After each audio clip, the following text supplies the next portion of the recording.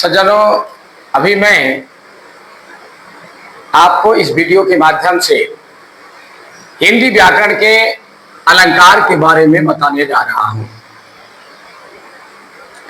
मैं छंद की पूरी जानकारी, जहां तक मुझे जानकारी थी, मैंने प्रयास करके आपको सिखाया।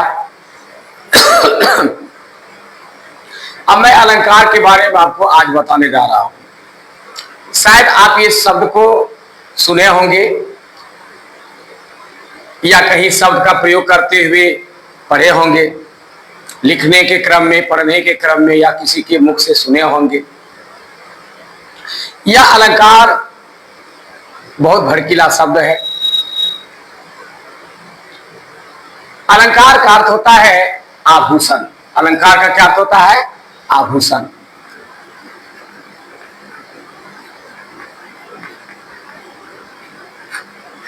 इसको जेवर भी बोल सकते हैं, इसको गहना भी बोल सकते हैं। ठीक है। अब आभूषण, जेवर, गहना, ये अलंकार का शाब्दिक अर्थ हुआ। ठीक है।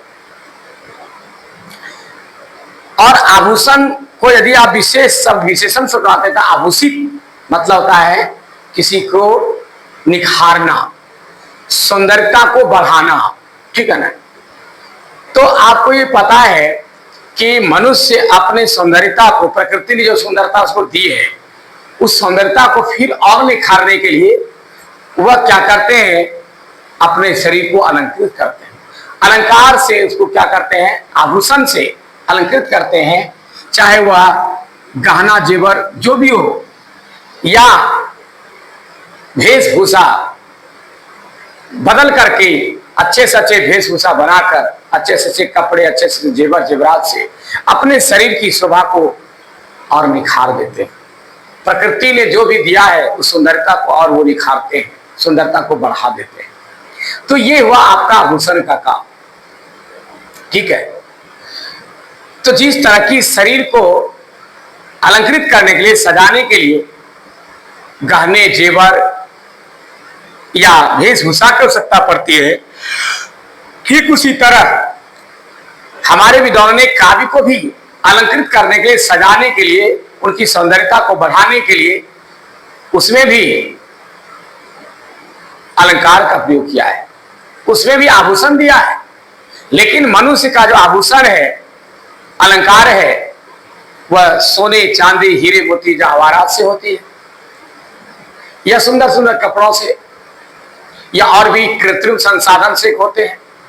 लेकिन हमारे काव्य में जो सौंदर्यता होती है, उसकी जो आकर्षक होता है, पाठक के लिए, पढ़ने वालों के लिए, सुनने वालों के लिए जो आकर्षण के योग्य बनाया जाता है काव्य को, उसमें दो ही चीज प्रयोग किया जाता है, एक शब्द का और उसके अर्थों का। दो को प्रयोग किया जाता है, यानी एक डायरेक्ट नए नए अच्छे अच्छे शब्दों का प्रयोग करते हैं, और दूसरा ऐसे ऐसे शब्दों का प्रयोग करते हैं जिसका अर्थ भड़कीला हो, सुन करके लोगों को आनंद आए, आकर्षक हो जाए, वैसे शब्दों का प्रयोग करके इसको सजाया जाता है। तो आपको समझ में आ गया होगा कि अलंकार के लिए शब्दों में, किसी भी काव्य अलंकार शब्दों के द्वारा होता है, उनके अर्थों के माध्यम से होता है, न कि सोने, चांदी, हीरे, मोती, जवाहरात से होती है। इसलिए हम लोग पढ़े लिखे समझदार इंसान हैं।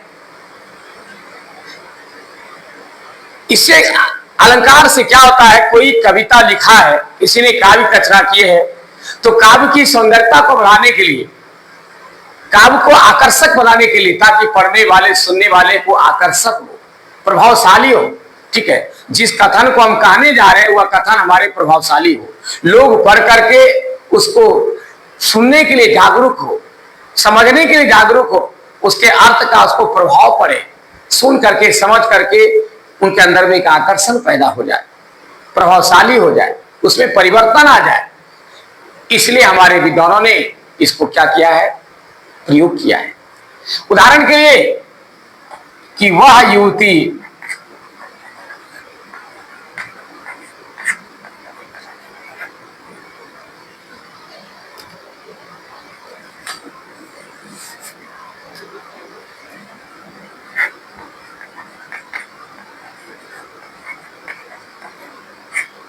उस युवती का मुख सुंदर है, उस युवती का मुख सुंदर है, एक साधारण बात है। लेकिन यदि इसी को अलंकृत किया जाए तो क्या लिखेंगे? उस युवती का मुख चंद्रमा के समान है।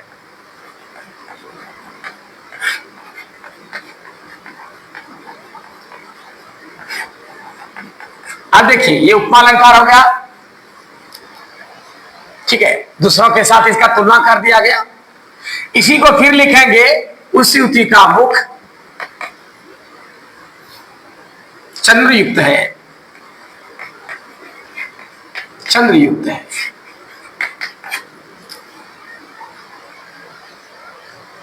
फिर उसी को हम लिखेंगे, उस युवती का मुख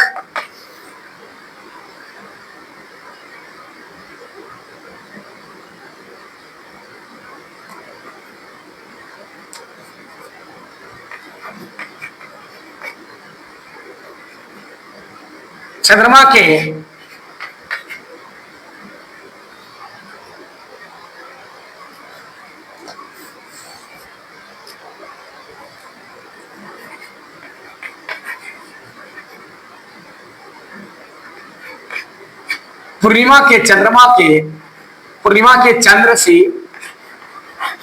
आकर्षक है या प्रिय है। अब देखिए, सबका अर्थ एक ही है, अर्थ में कोई परिवर्तन नहीं है, सबका कहना एक ही है, सबके कहने का भाव वही है कि यह युवती का मुख सुंदर है। लेकिन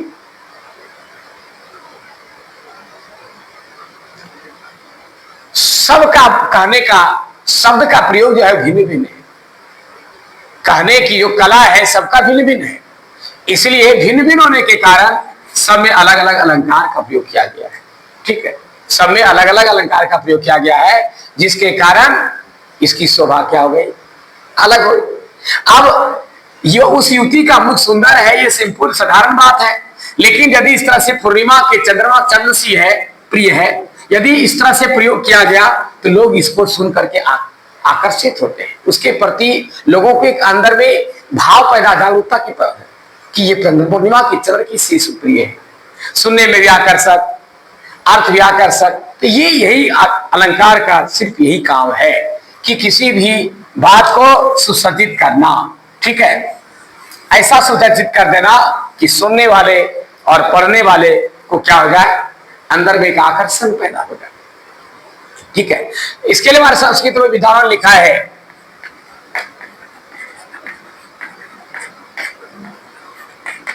संस्कृत में विधान लिखा है, अलंकरोति इति अलंकारः।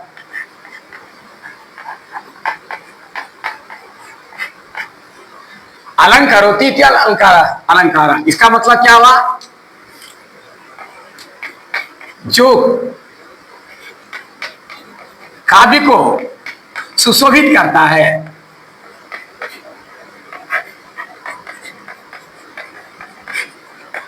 या सजाता है,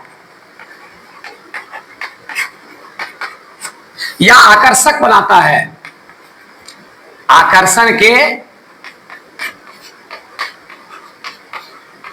योग्य बनाता है, वह क्या हो गया आपका? अलंकार। वही वह अलंकार है।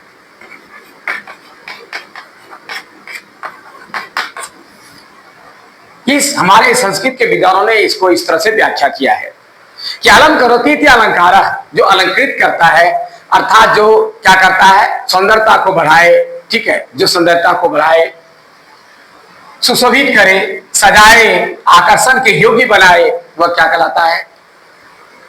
अलंकार कहलाता है। इसलिए हमारे विद्वानों ने इस अलंकार की परिभाषा दी है। अब अलंकार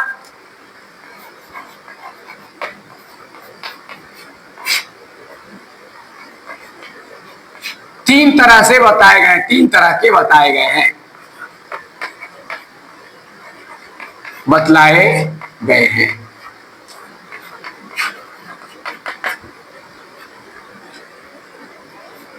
पहला है शब्दालंकार,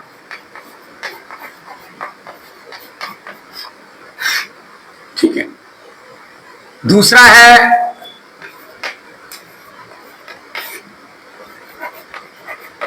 अर्थालंकार, तीसरा है उभयालंकार।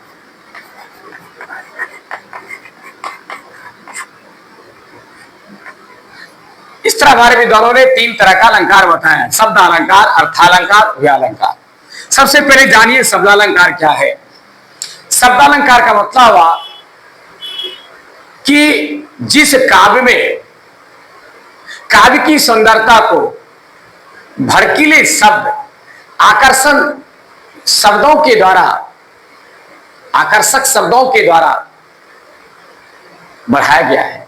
जिस काव्य की सुंदरता आकर्षक शब्दों से, आकर्षण युक्त बातों से बढ़ाया गया है, उसकी सुंदरता को निखारा गया है, वह क्या कहलाता है? शब्दालंकार।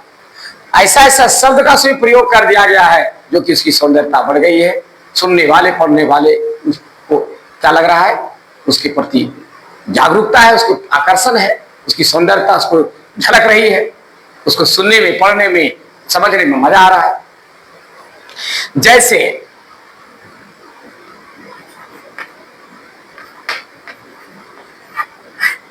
बंदाऊं गुरुपद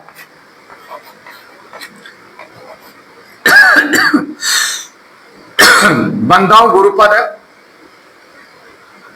परम परागा।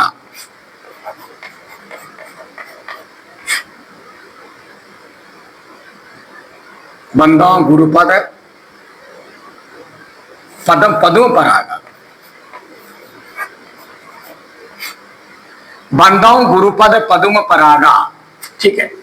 ये रामचरितमानस की बातें हैं, ठीक है। बंदाऊं वंदना करते हैं गुरु के पद के चरणों की, पदुम नता कमल के समान, कमल के समान चरणों का, ठीक है। क्या करते हैं? हम वंदना करते हैं। अब यहां पर यदि लिख दिया जाए बंदाऊं गुरु पद के जगह पे लिख दिया जाए चरण, पदुम लिख दिया जाए कमल, परागा। अब बताइए, शब्द एक ही है, शब्द में सिर्फ अंतर है, अर्थ एक ही है। बंदाऊं गुरु पद पदुम परागा, बंदाऊं गुरु चरण कमल परागा, सब एक ही शब्द, अर्थ दोनों का कोई अंतर नहीं, सब में बराबर अर्थ है, दोनों का अर्थ एक ही है, अर्थ सेम, इसमें कोई परिवर्तन नहीं है, ठीक है ना। लेकिन इसी बात को आकर्षण योग्य बनाने के लिए, ठीक है, हमने चरण के जगह पर पद का प्रयोग किया और कमल के लिए उसके पर्यायवाची शब्दों का प्रयोग किया गया। पदों, एक ही शब्द का कई शब्द होता है, एक ही अर्थ वाले, एक ही शब्द के अर्थ वाले अनेकों शब्द होते हैं, जिसका जैसे पर्यायवाची शब्द बच्चे पढ़े होंगे, बच्चे क्लास में या सुने होंगे, जानते होंगे कि जैसे हवा का है वायु, मरुत पवन, ठीक है ना, समीर, इस तरह से सब पवन सबका वही है, लेकिन अर्थ सबका क्या है? एक है, अर्थ सबका एक है। चक्षु नयन लोचन दृढ़ सब है, सबका अर्थ एक ही आंख हुआ। लेकिन हम आंख का सीधा प्रयोग जो हमारे व्यवहार में लोग हर जगह व्यवहार में लाते हैं, हमेशा बोलते चालते रहते हैं, बोल चाल की भाषा में लाते हैं, यदि उसी शब्द का हम प्रयोग कर लेंगे तो हमारा शब्द में कोई आकर्षण नहीं है। तो कैसे शब्द में आकर्षण है? वैसे शब्द में आकर्षण है जिस शब्द का प्रयोग लोग नहीं करते, बराबर प्रयोग नहीं करते, ठीक है। जिस चीज को घर में आप बराबर प्रयोग करते हैं उससे घर की शोभा नहीं होती है। घर को आकर्षण बनाने के लिए, जैसे विवाह शादी होती है तो जो टेंट लगा करके और उतना जो क्या कहते हैं डेकोरेट करते हैं, डेकोरेशन लगाते हैं, क्या वो प्रतिदिन लगा ही रहता आपका? नहीं लगा रहता है, बस एक दिन एक रात के लिए आप लगाते हैं। जितनी व्यवस्था उस दिन की जाती है उतनी व्यवस्था हमेशा के लिए नहीं लगी रहती है। यदि हमेशा के लिए लगी रहे तो फिर आकर्षण के योग्य नहीं रहेगा वो। तो एक दिन उन्होंने एक अलग से विशेषता दी उसमें, ठीक है। और उसने क्या किया? रोशनी तो पहले भी थी हमारे घर में, उसने भी रोशनी फैलाया।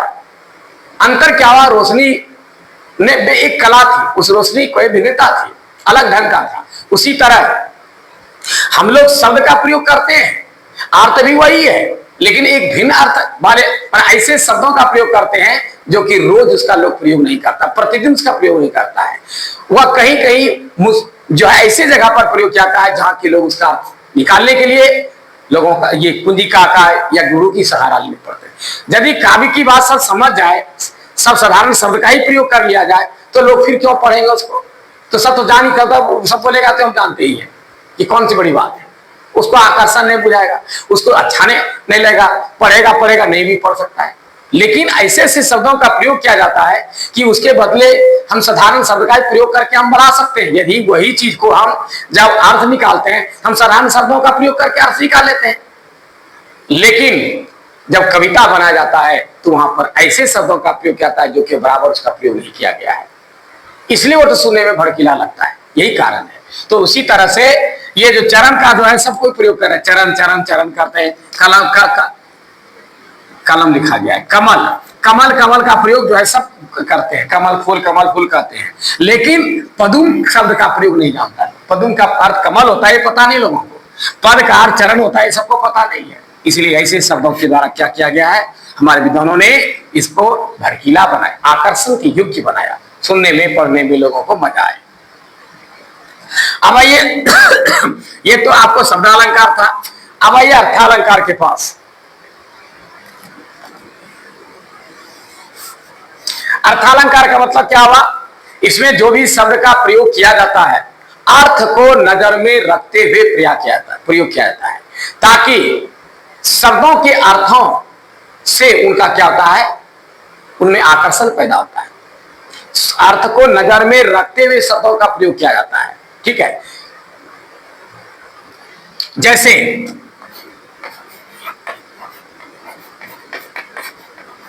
सुमनो सी मुस्कान तुम्हारी, ये वाले काव्य की एक पंक्ति उठा ली, सुमनो सी मुस्कान तुम्हारी, ठीक है, तुम्हारी। तो यहां पर हम लिख सकते हैं फूलों सी मुस्कुराहट या फूलों ये पुष्पों से मुस्कुराहट। तो हम ये शब्द कभी लिख सकते थे, लेकिन मुस्कान जो है ना को इनके अर्थों से सजाया गया, यानी फूल यानी पुष्पों से सजाया गया, फूलों से। इसलिए उसकी मुस्कान तो है, लेकिन कैसी है? फूलों जैसी है, पुष्पों जैसी है, ठीक है ना। तो यहाँ पर फूल या पुष्प जो हम लिख सकते हैं, लेकिन सुमन क्यों दिया गया? इसलिए कि इस मुस्कान की क्या है, इसके द्वारा इसके अर्थों से विशेषता बताया, मुस्कान की विशेषता बताई गई कि उसकी मुस्कान कैसी है? फूलों जैसी है। तो यहाँ अर्थ से उसका आकर्षण पैदा हुआ कि मुस्कान तो है, लिख सकते थे हम ऐसे, उसकी मुस्कान मधुर है, लिख सकते हैं उसकी मुस्कान मधुर है, ये भी गलत नहीं है, मधुर लिख सकते हैं, मधुर मुस्कान तुम्हारी या मधुर मुस्कान तुम्हारी, ठीक है, ये भी लिख सकते हैं। लेकिन मधुर मुस्कान से सिर्फ इसकी विशेषता हो गई कि यह मधुर मुस्कान है, ठीक है। लेकिन यहाँ किसी वस्तु विशेष से इसकी दी गई कि जिस तरह फूल आकर्षण के योग्य है, फूल को लोग देखते हैं खिलता हुआ तो उसके ऊपर लोग रुझान हो जाता है, लोग उसको हाथ से सहलाते हैं, तोड़ना चाहते हैं, उसको लोग पूजा पाठ के लिए यूज करते हैं, घर को सजाते हैं, उसकी एक महिमा अलग है, उसकी एक सौंदर्यता अलग है। तो उसको उस साथ इसकी तुलना की गई, इसलिए यहाँ उसके अर्थों से इसको जोड़ा गया, ठीक है। या मधुर न मीठा हुआ, साधारण बात है, ठीक है, लेकिन ये साधारण नहीं है, ये सुमन के जैसा, फूलों के जैसा तुलना किया, प्रकृति के चीजों से इन्होंने इसका तुलना किया। जब किसी प्रकृति से किसी का विशेषता अर्थों से बताया जाए तो वहां क्या होता है? अर्थालंकार होता है, ठीक है। तो इसकी सुंदरता से इसकी महिमा को बढ़ाएगी। अब आइए लास्ट में है एक उभया अलंकार।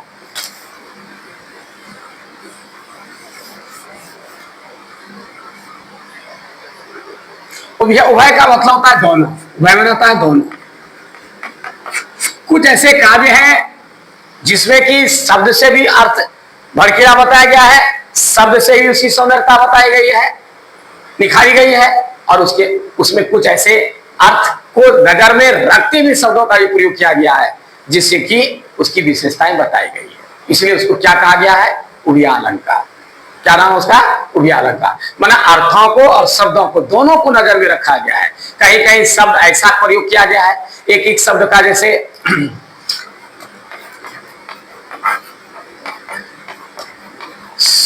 सरिता सर निर्मल जल सोहा संत दरस। सरिता सर निर्मल जल सोसा। तो सरिता में देखिए सौ, ठीक है, सौ, बार बार सौ का आवृत्ति होने से इसकी क्या हो गई? एक शब्दों का एक चमक आ गया, ऐसा शब्द प्रयोग किया गया है। एक ही शब्द को बार बार प्रयोग करके इन्होंने इसको क्या हुआ है? इसकी विशेषता को बढ़ा दिया, ठीक है। और इसमें क्या है? सरिता सर न तालाब, सरिता न नदी, ठीक है। नदी और तालाब के पवित्र जल, निर्मल पवित्र। अब सरिता और तालाब का पवित्र जल, क्या पता कि नदी का जल पवित्र है या तालाब का जल पवित्र है या नहीं है, लेकिन निर्मल शब्द का प्रयोग इन्होंने पवित्रता के लिए किया है, ठीक है। पवित्रता को नजर में कि जल की महिमा बताई गई, ठीक है ना। तो इस तरह से कुछ ऐसे काव्य हैं जिसमें दोनों को नजर में रखते हुए, ठीक है, जैसे और है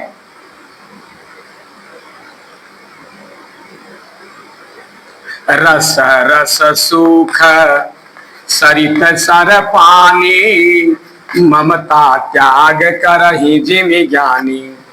रस रस सुख सरित सर पानी ममता त्याग करहि जिमि ज्ञानी। ये देखिए, इसमें भी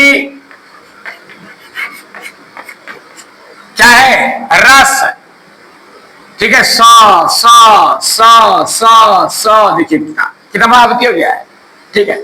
ये बार बार आवृत्ति होना जो है, यह भी इसका क्या है? शोभा बढ़ाना है, अलंकृत करना है। ममता त्याग करहि जिमि ज्ञानी। अब देखिए, ममता त्याग करे जिमि ज्ञानी, यानी ये ज्ञानी पुरुष की तुलना दिया है कि जिस तरह ज्ञानी पुरुष अपने मोह ममता का त्याग करते हैं, उसी तरह नदी और तालाब अपने गंदगी को त्याग करते हैं।